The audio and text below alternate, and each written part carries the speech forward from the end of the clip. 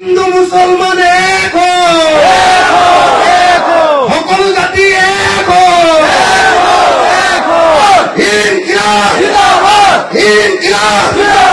জয় অসম জয় অসম বিজেপি মুর্দাবাদ RSS মুর্দাবাদ RSS মুর্দাবাদ বিজেপি সরকার নির্বাচন বিজেপি সরকার নির্বাচন বিজেপি সরকার নির্বাচন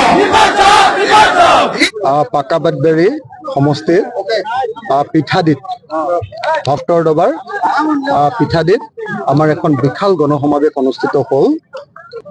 2026 চনত যাতে বিজেপিৰ হিমন্ত বিশ্ব শৰ্মা আৰু AIDFৰ বদৰুদ্দিন আজমলক চকিয়ে টকিয়ে যাতে ব্ৰহ্মপুত্ৰত দলিয়াই দিব পাৰোঁ।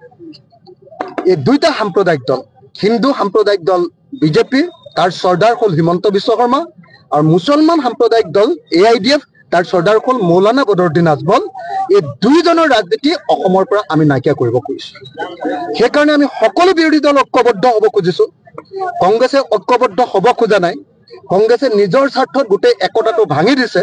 কিন্তু আমি আশা কৰিম যে 2026 চনত আমি সকলোৱে ঐক্যবদ্ধ হৈ আমি বিজেপিক পৰাভূত কৰিব পাৰিম, আৰু লগতে 2025 চনত হ'বলগীয়া পঞ্চায়ত নিৰ্বাচনতো আমি বিজেপিক অসমৰ ৰাজনীতিৰ পৰা বিদায় দিব পাৰিম। ডেফিনেটলি আমি পাকাবাদবাৰী সমষ্টিত ৰাইজৰ দলৰ কেণ্ডিডেট 2026ত উঠাবৰ কাৰণে আমি যুঁজা কৰি আছোঁ। তাৰ কাৰণে পাকাবাদবাৰী সমষ্টি কমিটি আমি গঠন কৰিছোঁ। তাৰ কাৰণে পাকাবাদবাৰীৰ প্ৰত্যেকটো পঞ্চায়ত সমিতি আমি গঠন কৰিছোঁ, যাক আমি আঞ্চলিক কমিটি বুলি কওঁ, আৰু পাকাবাদবাৰীৰ প্ৰত্যেকটো বুথ কমিটি তৈয়াৰৰ কাম চলি আছে। ডেফিনেটলি আমি পাকাবাদবাৰীত 2026 চনৰ বিধানসভা নিৰ্বাচনত আমি প্ৰাৰ্থিত্ব আগবঢ়াবলৈ ভাল পাম, আৰু কংগ্ৰেছক নিশ্চিতভাৱে আমি পাকাবাদবাৰী সমষ্টিটো এৰি দিবৰ কাৰণে আহ্বান জনাম, যাতে আমি সকলোৱে মিলি এইবাৰ বিজেপিক পৰাভূত কৰিব পাৰোঁ। আমি কৈ আছোঁ যে আমি 2026 চনত অন্তত পক্ষে 20ৰ পৰা 25 জন MLA জিকাম, আৰু আমাক নোহোৱাকৈ কোনেও চৰকাৰ 2026 চনত কৰিবই নোৱাৰে। খাটাং যে আজি অসমত সংখ্যালঘু ৰাইজে যিমান বিপদত পৰিছে, তাৰ কাৰণে বিজেপি দল 1 নম্বৰ জগৰীয়া, কিন্তু 2 নম্বৰ জগৰীয়া কংগ্ৰেছ দল। 2 নম্বৰ জগৰীয়া কংগ্ৰেছ দল এইকাৰণে যে ভাৰতৰ স্বাধীনতাৰ আজি 77 বছৰৰ ভিতৰত প্ৰায় 60 বছৰমান অসম শাসন কৰিলে কংগ্ৰেছে। 60 বছৰমান কংগ্ৰেছে শাসন কৰাৰ পাছতো সংখ্যালঘুসকলৰ মূল সমস্যা এটাও সমাধান নকৰে। নাগৰিকত্বৰ প্ৰশ্নটো সমাধান নকৰিলে, NRCখন কমপ্লিট কৰি থৈ নগ'ল।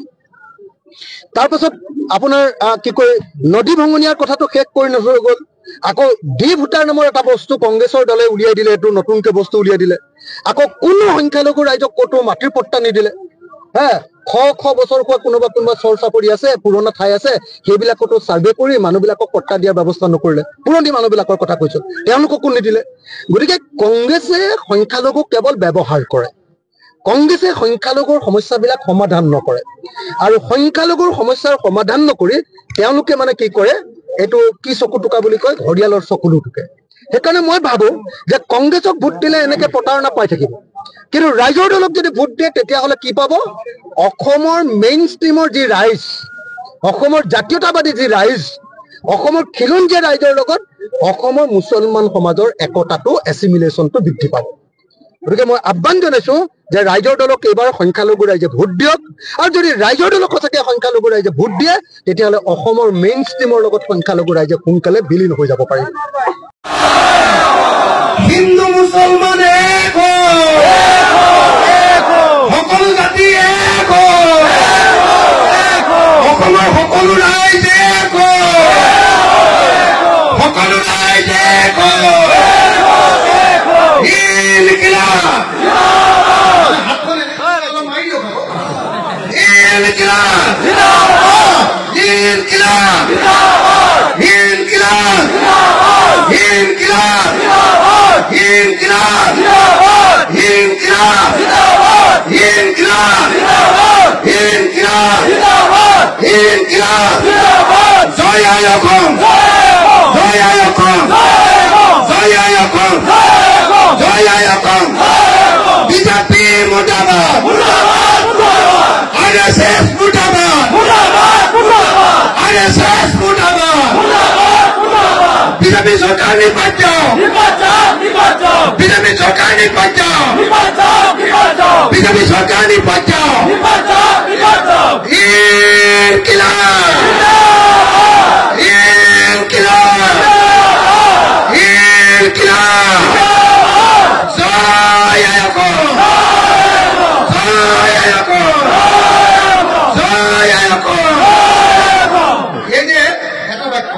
এই যে মুছলমান মানুহে জয় আই অসম কৈছে, এইটো গোটেই অসমৰ মানুহে চাই আছে।